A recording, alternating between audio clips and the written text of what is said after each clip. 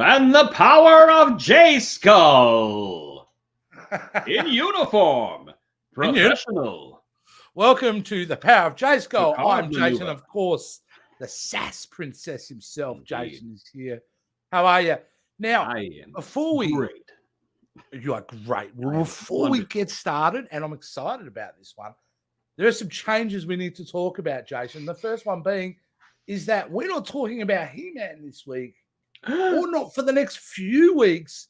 We're talking She-Ra and the Princess of Her Power. And I couldn't be more excited, to be honest with you, Jason. It's the best He-Man spin-off ever. Yeah, well, you've been amping this one up for a Yes. while. I mean, I remember when we got started into this, and straight off the bat, you go, "Have you seen She-Ra, Princess of Power?" No, you've got to watch it. It's the best thing It's besides the best. He-Man. It It's is the best thing. You got to watch. You got to watch it. I'm even talking with He-Man. It is the best He-Man inspired series ever. Period. Exclamation mark. Suck it. Now, we have already done a review on the first two episodes because we did that part of early on. So you can go back for our channel and watch that. Where we've already reviewed the 2-part episode of, what was it? The Sword. I can't remember this. The Sword. Just the Sword Part 1 and the Sword Part 2. And that was phenomenal for yes, indeed. And I was pretty aware that was just like it was the opening episode. So obviously we're just going through introducing characters and the setup. But it was great. It was great. So when you said a few weeks ago, look, we are going to go through the entire series, I thought, you're mad. You're a madman. Yes, but what does that have to do with anything? Yeah, and then I thought, hang on, stay on target here, Jace. So we've decided we're going to, over the next few weeks, watch this show in chunks and get through the entire, how many seasons, Jason? 5, I believe. 5. 5. 5. 5. God damn it. Yeah, that's it. More like 5. Yeah. 5. There you go. I'm going to be able to turn you into an Australian, I think. If we spend enough time talking to each other, you're going to be able to convince all your neighbors, the community, that you've been pretending to be American all along. Well, Texans and Australians are basically the same people. We live in an arid environment. We're surrounded by animals that want to kill us. And the only way we can get through it is by getting seethingly drunk. That is unbelievably accurate. Exactly. Anyway, let's move on. Let's move on. So we've watched the next 5 episodes. So we've watched episodes 3 to 8. Yes. Of She-Ra and the Princesses of Power. So those are the ages, most of the toys I end up buying that I display on my shelf back there. Absolutely. Well, can I say overall before we get started into it, because I think we'll give our overall opinion on this chunk. I really like the direction early on of this series because it's essentially a series of, we're at the point where we're getting the band back together. And I love that. I love the meeting a new princess every week. I'm digging that. And I think it's at the same time, while they're doing that, we're really getting to understand the 3 main characters deeper as well. So I thought that's pretty good for a show that's just started on. Usually the first seasons are pretty rocky.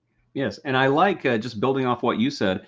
It's not really getting the band back together. It's trying to build on a failed legacy.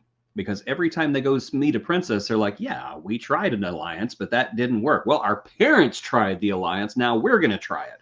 So I love that. I love the whole idea of broken legacies and trying to make things better. And, I think that the show does a very good job with that. Yeah, and it is about trying to learn from the past to move for the future. But it's, I do like the idea of coming against, and it's not an easy ride. And that's what I also did enjoy in this. It's not an easy ride. And you know what? Let's kind of get into it with the first episode we saw. Well, not the first one, the third episode.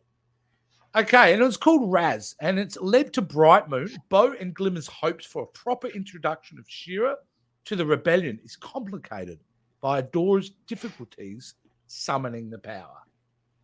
This was a surprise to me. Like the fact that, and it kind of makes sense, doesn't it? I mean, you just expect she's got it. She can at any time whip that maneuver out. But I no. like that she has to work at it. It's Yeah. fun, and it brings complications that don't necessarily mire down the story, but rather enhance them, and brings forth all kinds of fun character moments and humor and horsey. It's you know what is good about it? Because she earns it. She does. When yes. she does pull it out in the future, you know it comes a place from honesty, from earnest, like an earnest kind of like, she really means it. She's just Yes. not, whatever. But it's hilarious when she's trying to do it. And she's at one point, the power of Grayskull, she's just at one point just so frustrated she's trying anything.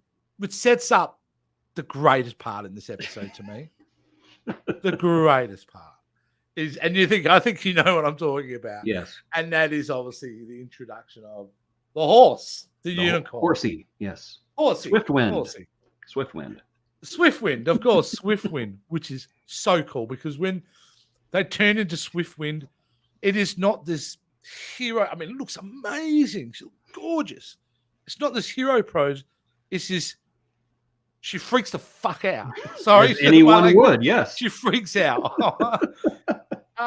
She loses it, and it was so hilarious. I was actually out loud laughing at that, which is pretty great for a cartoon. So no, I love that, and of course, for me, this character here.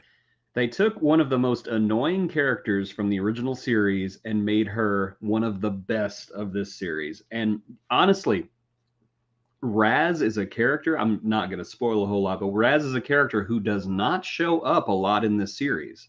And every time she does, it's great. And every appearance is just full of foreshadowing and clues and things that you don't even register with you in this episode 5 seasons down the line becomes super important. And you're just like, oh, Raz said that, didn't she? I loved her. I thought she was so delightful. The fact that and they wrote, you're right. I feel like she was delivering a lot of information, but the way that they were writing it, that she was just funny too. She was a delight to watch on screen, even at all end of it with all this stuff, she shuts the door behind her and go, who was that girl? Who was that? And I love that. I love that. There's so many great things about Raz. I want to talk about stuff that happens later, but I can't and I won't. But there's an episode later down the line that you see Raz's point of view, right? And it just recontextualizes everything about the character. Okay, and I also like the Lookie shout out. That Lookie is like her imaginary friend, and she's always hiding. Because if you remember, in the Filmation She-Ra, Lookie was always hiding in every episode. And did you find me? Here I am. Now here's today's episode. Here's today's lesson. If you ever find mustard, don't put it on the cat. That would be bad. That would be bad. Don't put the mustard on the cat, kids. That is funny. But like it was a good episode, and it is about her just trying to find. Obviously Glimmer and Bow are trying to, their biggest fear in this episode is the reaction of the Queen. Yes. Correct? In a sense, all characters in this episode are trying to find their own version of the truth. Yeah. Yeah. And and I think it showed a bit about the Queen at the end of it when she was like accepting of understood, processed information being delivered to her in a mature way and went, of course, I've heard of you and you're the real deal. She didn't seem freaked out about the uniform. No, Angelica's a great character. She's kind of a harpy in the first few episodes, but you start seeing more sides of her later on. You start seeing why she is the way she is. Yeah, it's wonderful. I really like the character. There's really no characters on this show that I don't like. No. I mean, like, I haven't come across anyone yet that's kind of rubbed me up the wrong way. How about the little cameo of, have I gone Blake, right at the beginning on the bed? Oh, Cal. Yes. Yeah, Cal. I was kind of hoping Cal would show up in the show and be his own character, but that's all we get. He's a pillow. Is that all we get? That's what I was kind of alluding to. Cal's not in the series. I liked Cal as a kid. I always thought Cal was cool. Yeah, Cal was like cool with a K. yeah, not as annoying as some of the other characters for sure. No, I mean he wasn't like next tier. He wasn't Orko. He wasn't that cool. And yes, I did say Orko was cool. Yeah, But we're he was Orko also fans not here. rookie. Yeah. Not He was to me. He was like the owl from Winnie the Pooh. He was just kind of annoyed with everybody. Like, oh my goodness, Bo, you shouldn't do that. Didn't I just say don't freaking do that? You know what? Just die. Goodbye. I like that about him. He was just kind of whatever. I don't care. Should we move into episode 4? That was a great episode anyway. I'll give it a big tick. I enjoyed it very much. Yes. It had focus, it had purpose. So I thought it was good. Yes. All right, episode 4. The flowers for She-Ra, hoping to begin rebuilding with the Princess Alliance. Adora and her friends come to Plumeria, only to find a suffering people who have greater expectations about She-Ra that she herself feels she can satisfy. That's actually a good description for this episode. Yes. It didn't. I don't think this is one of the strongest episodes I watched through it, but still quite enjoyable. I like the idea of a community not understanding the power that they do have, being kind of, and She-Ra kind of reminding them that they have more ability than they think they do. And that's what I think about this series, is about a community going, no, man, we're strong. You know, we may be peace-loving and all that, but we can look after ourselves when we need to. And yeah. What did you think about this app? I guess I enjoyed it more than you did, because I think what was her name? Plumeria? Princess Plume. Why can I not remember her name? Princess Perfuma. Perfuma. Where did Plumeria come from? Oh, I don't know, but it's pretty close. She's a good character. She is a good character, and she's funny and she's sweet, but she's not too annoying. And as you said, I like the idea of a people who are completely powerful and are completely clueless about it, because she goes god tier at the end. You know, it's I'm just making pretty flowers. Now I'm going to use them to kill all of you. And she comes in on a gigantic... And has a bloodlust at the end of it, mind you. Because do I get to hit more people? That's one of the deal. That's part of the deal that she makes. Yes, it was wonderful. Yeah. And there was a lot of heaviness to this episode too. Whenever the heart flower was dying, you know. Just seeing how. Go ahead. When she first presented her flower, and it died within 2 seconds of her producing it. Of course, Bo was just like, my hat. Yeah. Bo is the most fashion conscious person. On a show about princesses, the most fashion conscious person is the guy, and I think that's hilarious. Yeah. He just operates on a different level, though, Bo. I love him. He's so friggin' wholesome. You just love him. Yeah. And he just knows how to. He finds joy in so many little things. Does. Right. He's just one of those just almost annoyingly wholesome people, but you just can't hate him for it. Yeah.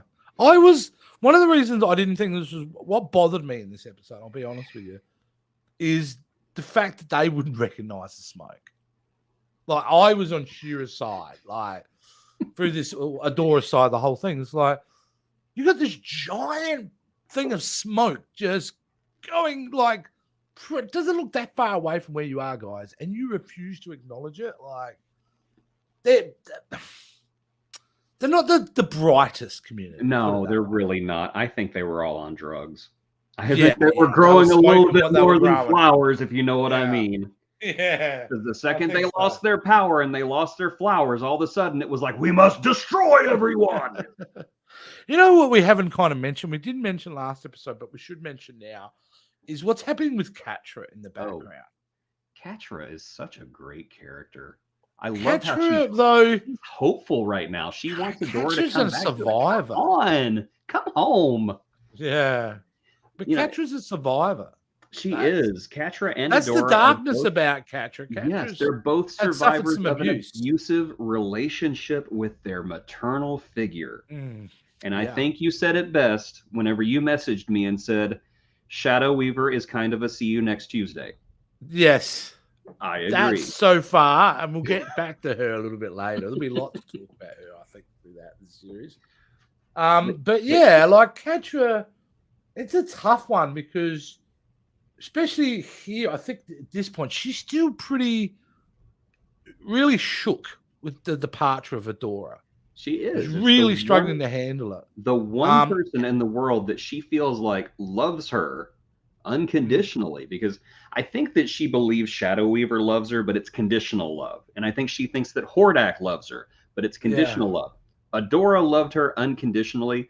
And for somebody who is in a relationship being abused like she is, it's like seeing your sister go off to college and leave you alone.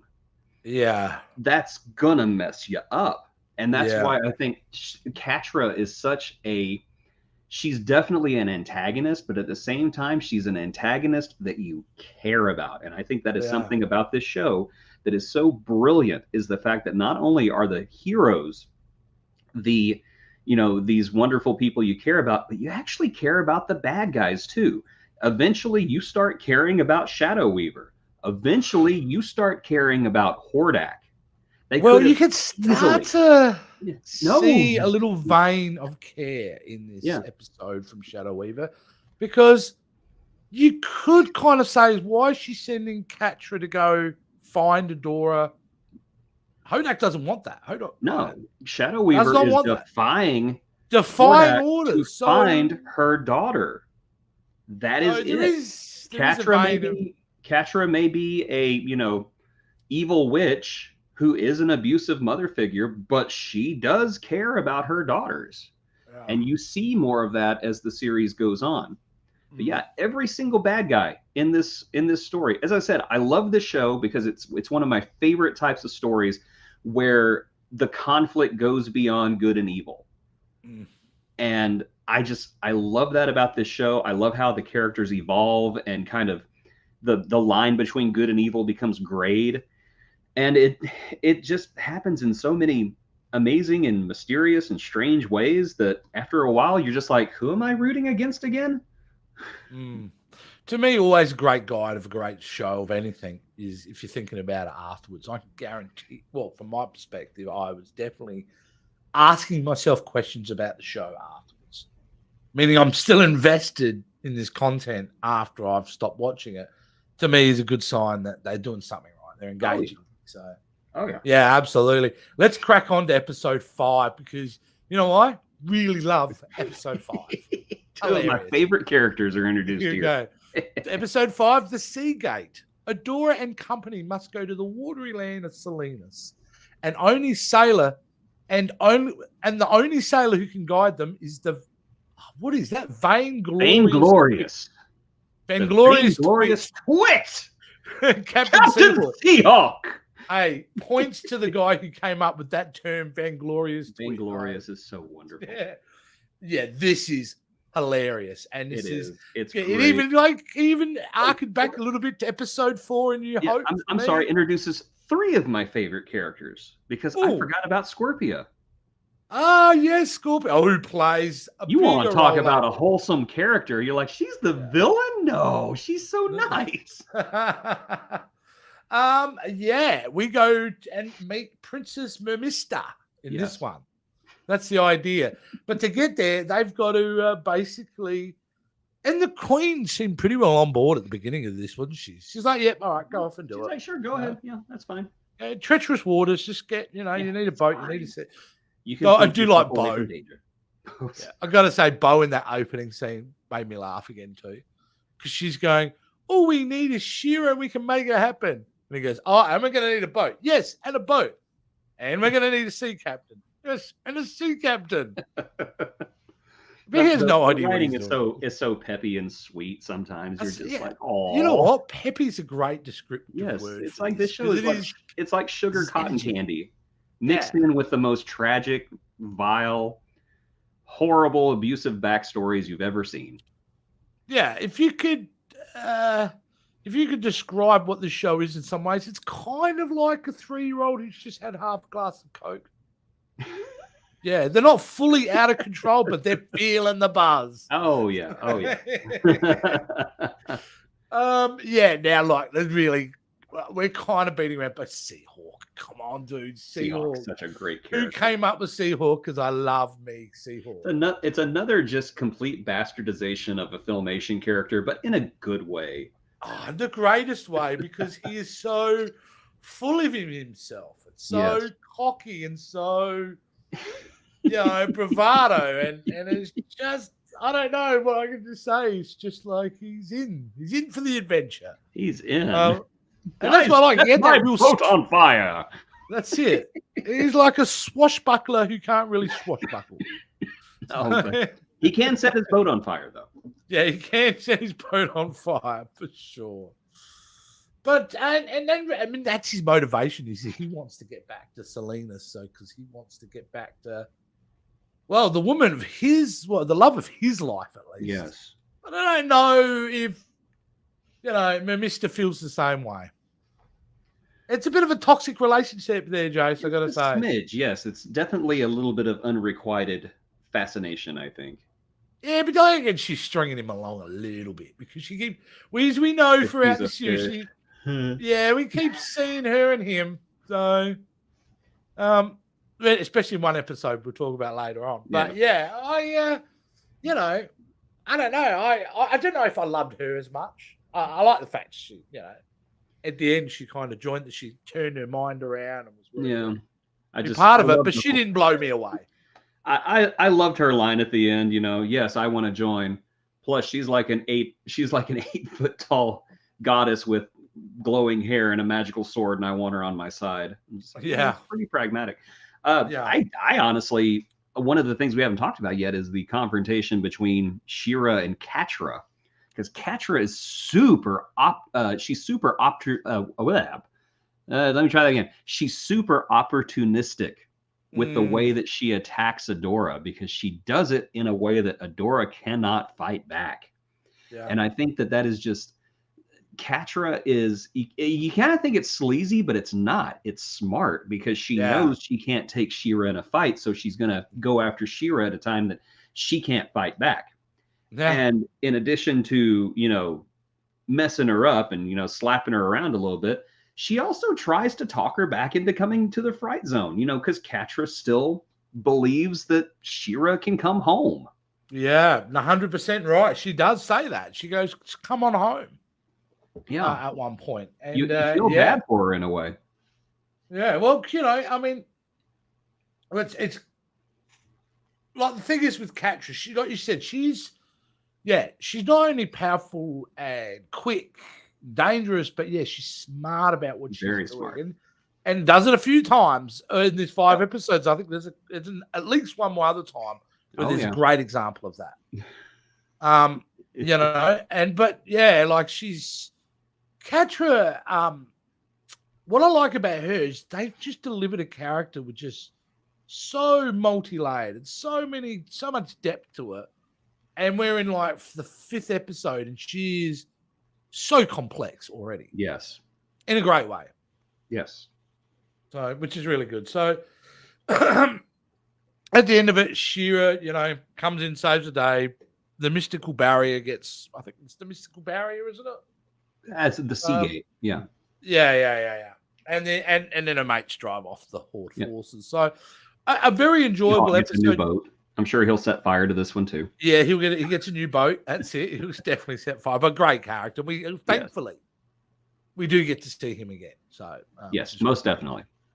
Yeah, but Catra, you're right. You've kind of stopped. Now I'm thinking about this episode.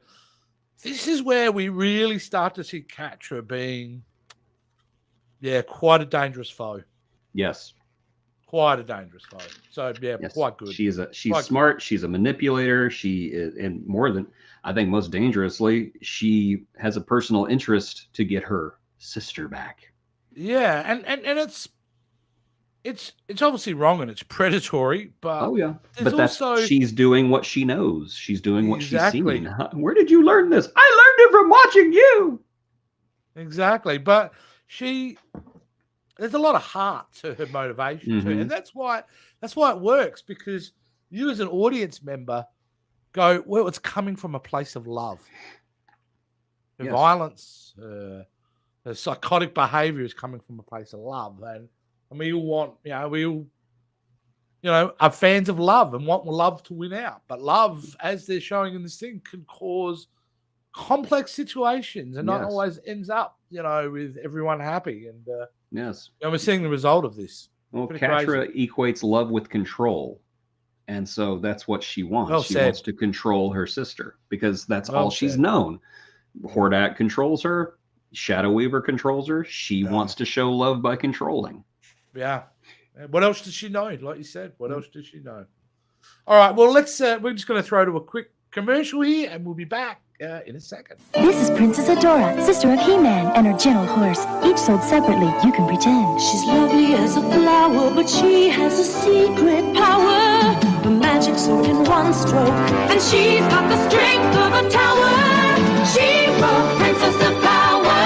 The fate of the world in the hands of one beautiful girl. Princess of Power. She-Ra doll Princess of Power comes with everything you see here. Swift Print horse sold separately, new from Mattel. That, I believe. Did you hear that? first- I think that was Masters of the Universe dying. I do believe that was the first commercial. I That- believe that so. was I released. remember seeing that as a kid going, what is this?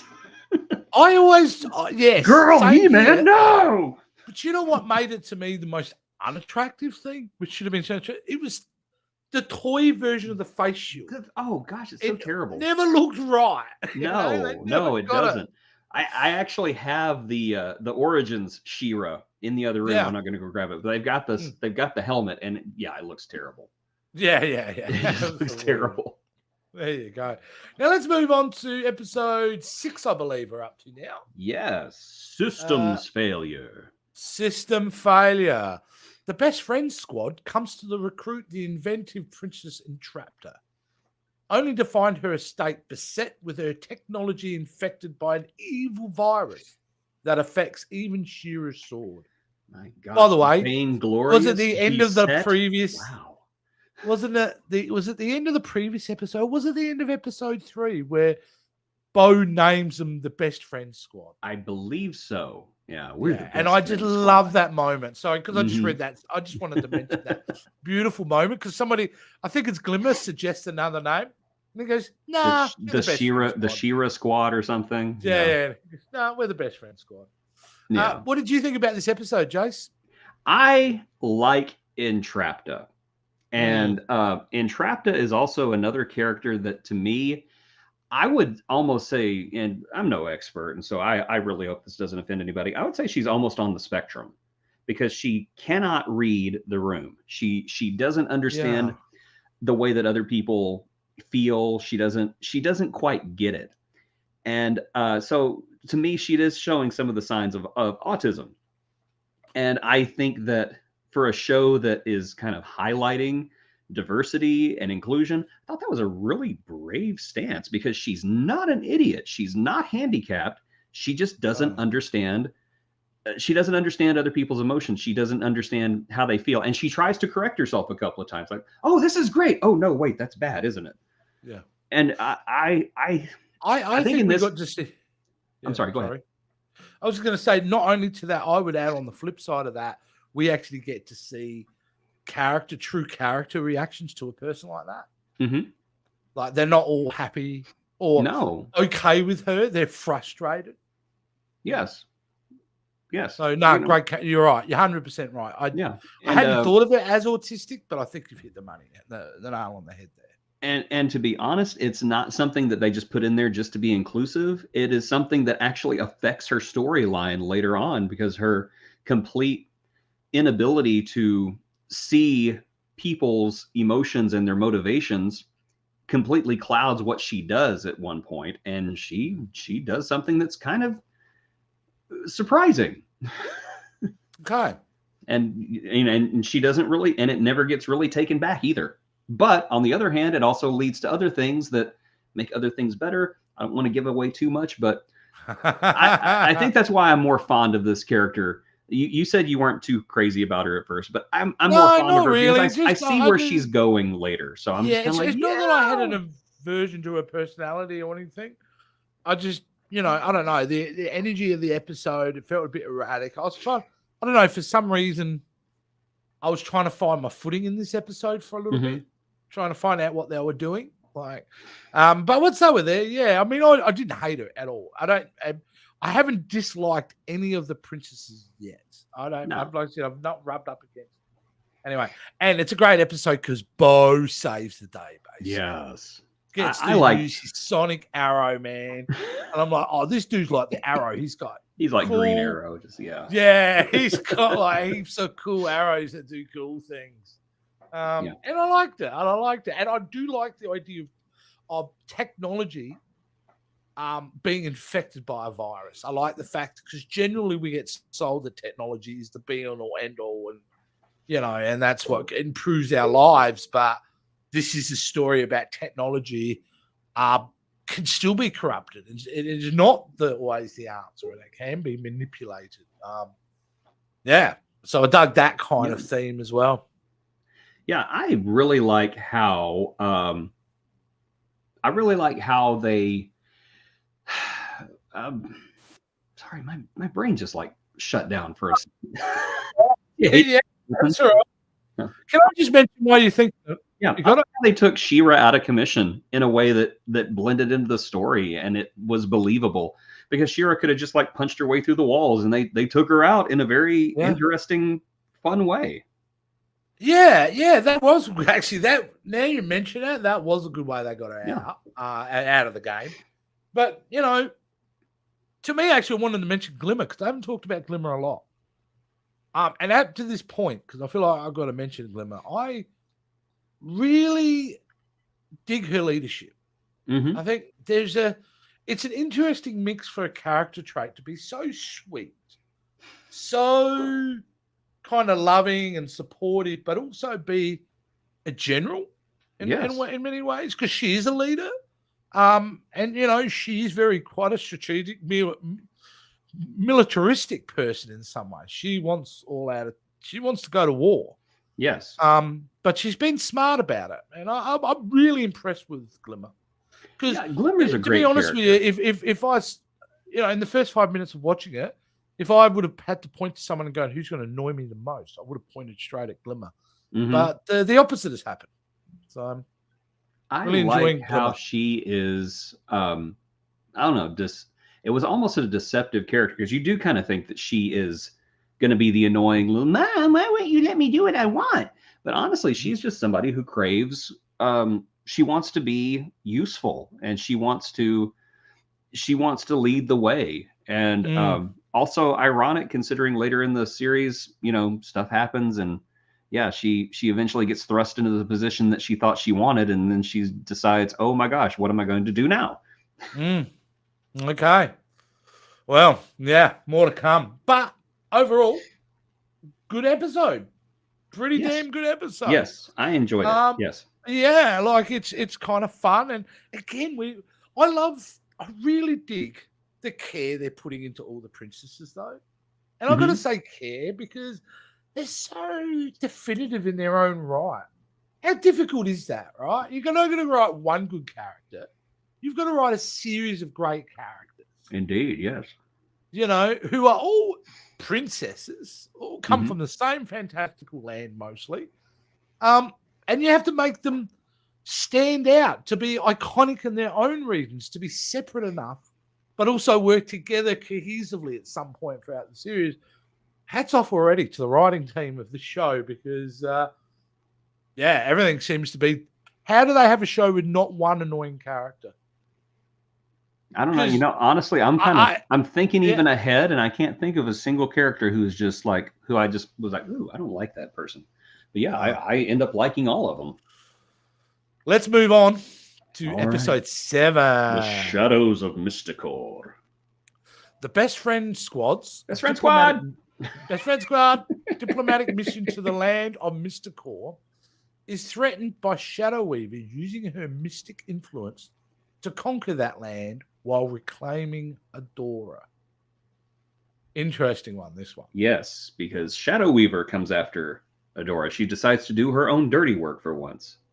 Yeah, we actually got to see. We actually got to see her basically roll up her sleeves. Yep.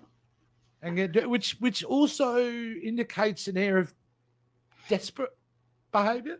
Yeah, I think she is desperate because she is defying Hordak to go after her daughter. And we also get some really interesting backstory on Angelica, even though Angelica's hardly even in this episode, we get some motivation behind her and why she's so protective about Glimmer, because Angelica had a husband, and that husband is DED.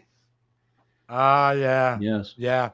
I was just trying to remember that saying, actually. Yes. And then we got some interesting backstory on Shadow Weaver herself, and she was not always a dark sorcerer or witch. She used to be a good guy called Light Spinner, and she would, eventually, I can't remember what that it was. That was the shock. That was the shock of the episode. Yes.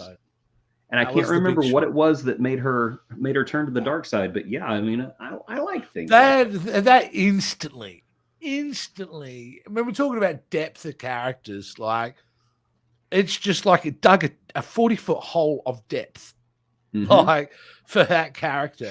The moment they revealed that, I'm like, oh, well, damn, you've just set up the rest of the show in the way that we're going to be able to explore. Definitely. In regards to that character. So it was fantastic. What do we think of the aunt? Castaspella. She was all right. She's not my favorite princess so far, but she was all right. No. Not annoying, just kind of like, I saw where not as strong as some of the others. No. I saw where her irritation kind of came out in what I thought were very organic ways. I could see how she'd be freaked out that, this horde soldier is coming in and she turns into an 8-foot tall psychotic woman because Shadow Weaver's messing with her head. Wow. Yeah, but there you go. There were the characters down to their undies and the underoos. Well, it happens sooner or later. Physically and emotionally. Is absolutely, because this episode definitely deals with a lot of the psychological trauma that Adora deals with, not only literally but symbolically, because whenever you are in a relationship where you are abused, you feel like that person's with you even when they're not. You feel like you're being watched by them, and both literally and figuratively, that's exactly what was going on. And I thought that was actually pretty brilliant. Yeah, no, you're right there, 100%. I absolutely agree. At this point in the show, I'm thinking we're going down a really dark path. I thought we're starting to go down a really dark. It sometimes it threatens to be really dark, and then I think it pulls itself back out. And again, in a positive kind of light, So I got to be honest with you. When we moved to episode 8, and I'm moving to episode 8, Princess Prom, that I was delighted no end what they did here in what is not only a fantastic cliffhanger, but a really fun love letter to the John Hughes films of the 80s, as well as a culmination of everything that we had seen so far in the way of characters. Favorite episode by far, and that is Princess Palm. And let's do the synopsis. When the Best Friends Squad comes to a royal function. Squad? Yeah, I don't know who. What? Who are they? Yeah, I didn't write this. This is IMDb letting us down. Comes to a royal function hosted by an aloof princess on neutral territory. Catra comes as well with their plans of her own. Straight off the bat, Catra, this is what I was referring to earlier when we see her playing a different game and being one step ahead. She plays it in this episode. Psychological warfare. She's letting Adora beat herself. Exactly. So she was fantastic. So this episode, were you feeling the same thing I'm feeling? Am I overhyping this episode? But I had so much fun here. No, it was a lot of fun. This episode was. I like seeing characters who don't have a lot of interaction suddenly interacting with each other. Seeing Catra and Entrapta together, and Glimmer and Scorpia together. This is some of the first times these characters are actually meeting, and I like the chemistry there. I think Catra was very smart there. Scorpia was an amazing threat. She really is, but she's so darn friendly. In this episode, she took down so many people, stung so many people. Boop. Boop.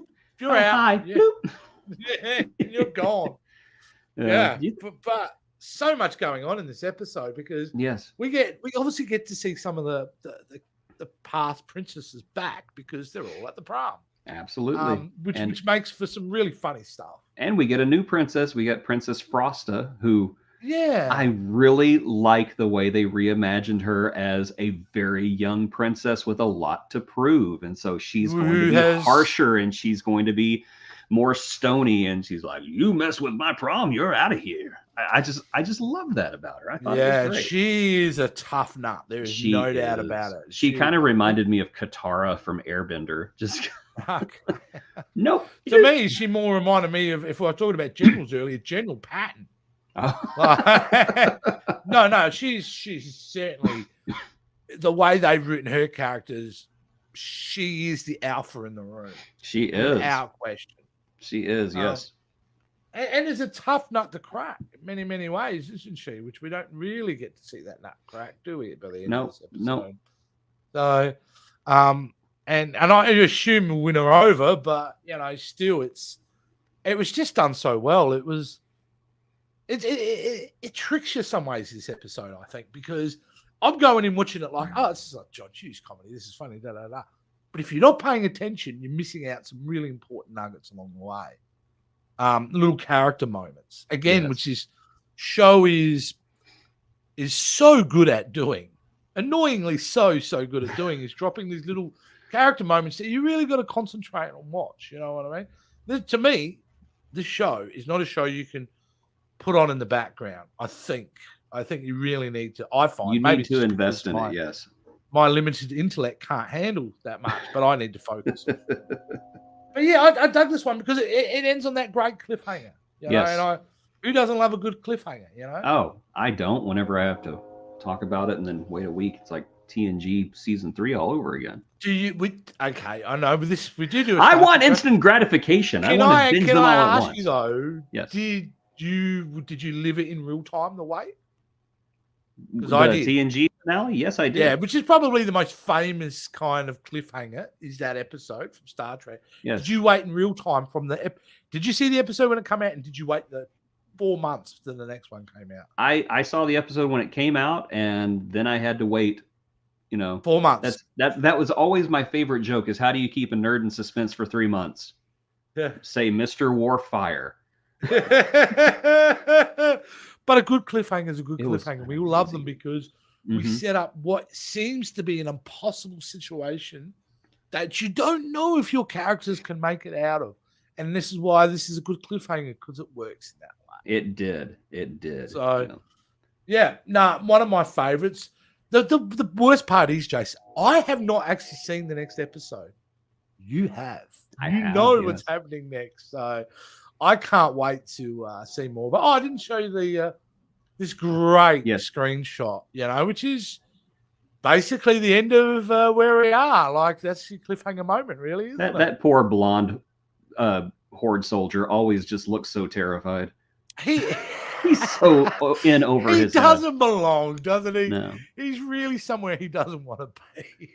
And can we go back to that image for just a second and just Yeah. appreciate the butch lesbian vibes coming off of Scorpio? Catra right there? Oh, it's Catra, yeah. Yes, Yeah. I mean I- I fully appreciate the fact that they were not coding anything at this point. It was like, yeah, No. gay, Just go.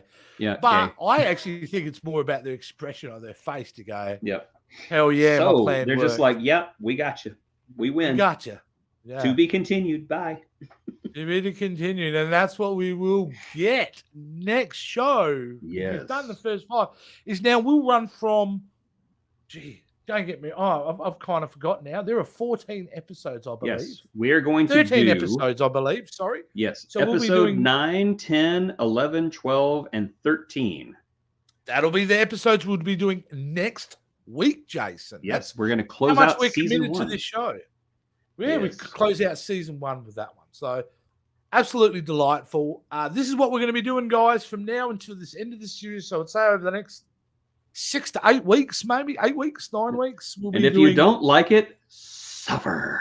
we'll see in a few months. Come back with this He-Man, but you'd be crazy to start to not watch this, guys, because it really Best- does live up to the hype. Best Masters spinoff ever. Yeah. Ever, ever, ever. Definitely. And Jason, and probably there are people right now thinking, but what are they doing next? Because apparently we have been given by the president of Hollywood, rang us and said, we want you to make a movie. And they Yes. gave us as much money. And we've been trying to cast our Master of the Universe movie. But how do we do that now if we're doing She-Ra? We just like every other smart studio, we're into franchises. We Absolutely. want We've got a want a 19 universe. film deal with Hasbro Absolutely. and Disney and Mattel and Paramount absolutely and Universal and a bunch So, of other obviously, companies. We've got to cast She-Ra and the Princess of Power. Yes. So our segment of Cast This, we are doing this week Shadow Weaver, Shadow Weaver. who is so cool. I like her Yes. already. She's got She's such a great mean. costume I don't update. like her like as a person. I don't want to hang out with her, but I'm intrigued Yes. moving forward. Just love the Adora. Yeah. Okay, so we're really casting not on looks here. This isn't a look-alike No. type of casting situation. This is more on presence and personality, I think. Yes. Basically, I agree. yeah. So if you look at her, I mean, like, well, Well, it would be by the way, unbelievable character design. How good is that? Yes. Yeah. She got such an upgrade from the Filmation series, and she was a great character in the Filmation series. But Yeah. her She-Ra and the Princesses of Power look is just next level, amazing. And you know it would be a challenge for whoever plays the part because they would have to act through a mask, and sometimes it works, sometimes it doesn't. We've had great actors, in my opinion, kind of fail at it. You know, William Dafoe, for example. I don't think that he was very, I don't think that the whole Green Goblin mask worked for him. I don't think he was able to act. No. And look how well it worked in No Way Home without it. Yes. I think that was his condition for coming back, was that you don't No don't mask. de-age me, you get rid of the mask and I do all my own stunts. So they just were, how about we just film you like you always are, and we'll just say that's the Green Goblin. Sounds good. What movie is this again? Is this The Lighthouse 2? So, well, I think for this one, you'd actually just be voiceover work in some way. Yes, Because I think yes. you would absolutely have someone to play. So who wants to go? You want me to go first, Jason? Go first. You go first, because I like your pick. Okay, my pick was based very much on personality and presence. And I think to myself, all right, so after watching this, there's more to this character, right? So I require an actor who's not going to be able to just play villain, but play a spectrum, of different emotions and personalities. And the person who came to mind was Viola Davis. Great actress. And the reason, oh yes, an amazing actress, is because of that very thing. I've seen her be absolutely terrifying on screen. Like, I'm genuinely intimidated by the woman, to someone who's quite sweet and can be quite funny and loving and motherish. She is an actor at the highest level who's capable of anything. And I feel like just by default, she would be a naturally great fit for this role. Because the other thing, you cast her, I think the audience goes, I don't know if she's going to be a good person or a bad person, because she's played so many diverse roles. Yes. So Viola Davis, who's, mind you, absolutely gorgeous. Look how gorgeous she is. She is I so crush beautiful. on her so hard. Yeah. Anyway, let's move on to She'd probably crush you back. Just, Yeah, she would crush my skull and go away. you were afraid of the scumbag. koalas. No. I am the one they call Drop Bear. Anyway, your pick, Jace. Who did you choose to cast? I went in a somewhat different direction. Again, mostly voice, and I was choosing someone who I thought had a presence. I thought someone who had the intimidation factor behind her, and she has played roles where she's played someone who's been in charge and completely unflappable, but at the same time also has little cracks of humanity coming through them. One of my favorite, if I say what role this was, I'm going to give it away. So I'm just going to say who she is. I chose the one, the only, the legendary Dame Judi Dench. Yes, and I chose it mostly because of her role in the James Bond movies. Because whenever she played M, she was in charge and no one questioned it. And even whenever she was, not in charge, she was still in charge. I think that her voice would be perfect for Shadow Weaver, and I would love to see that. I think it would be Yeah. You know about her voice though. What's Her that? voice is even when she sounds intimidating, you It's feel musical. like she's a mother. Yeah, it's You musical. feel like she cares. She could be angry, like, especially in those Bond movies. She'd be ripping into Bond, but you know, she cared about him so much. Yes. And that's probably what would work for Shadow Weaver. In this. One of my favorite roles that she's ever played was as the Queen in Shakespeare in Love. Oh, Whenever she yes. comes in at the end and she does the Shakespearean Deus Machina, and she comes in and she like literally boom, I'm the Queen and I'm going to solve all your problems. Yes. And she comes through and she just basically like lets everybody off the hook, and then she comes to oh gosh, I can't remember the actress's name, but she's pretending to be a man in the play, and she just kind of goes, "Oh yes, I know something about a woman playing a man's part. By God, I do." And I'm just like, wow, that is Shadow Weaver, the embodiment of evil, with just a twinge of motherly love. So there you go. We're going to have to put the offers out. We're going to have to see which actress we will eventually do. What we will do, guys, though, I'm thinking about this, Jason. I haven't even spoken to you about this, but I think this is going to be a fun idea. We'll get to the point when we've almost all got our cast together. I'll put a graphic up, and what we'll do, maybe we'll put it out to you guys to choose between the people we've spoken. Hey. And then we can have our reveal, our full cast of our, not only our He-Man film, but our She-Ra film. You know, it's funny. We were talking about which character we were going to cast this week, and I suggested Bo. And then after about an hour, we were like, I have no friggin' idea who to cast. Yeah, I threw a name out, which I think I'm going to stick with this person. But you were like, I don't know. I don't know who I'd cast as Bo, because I think the main three are going to be the hardest to cast, in my opinion. Well, I said in that chat, and which I'll reveal, if it was me, legit me doing casting it, I would probably go with unknowns. I probably would as well, but we've got the budget. We need to get star power. True, but that's where I'd surround all the supporting actors as star power and leave the three. But it is risky because those three, what you're looking for is that miracle, that Luke, Leia, and Han miracle of finding three actors who've got great chemistry. Indeed. And how they work together. Because that chemistry between those three characters is so pivotal to the show. It's you know. And it'd be a tough one. I tell you, I'm intimidated. I think we'll leave them for a little bit later on, Jace, casting them. Oh, absolutely. We'll work our way up. Yeah, absolutely. All right, guys, we did it. We got through episodes 3 to 8 of the She-Ra Princess Power Show. I had a great time watching these 5 episodes. I can't wait. Basically, I'm not going to wait.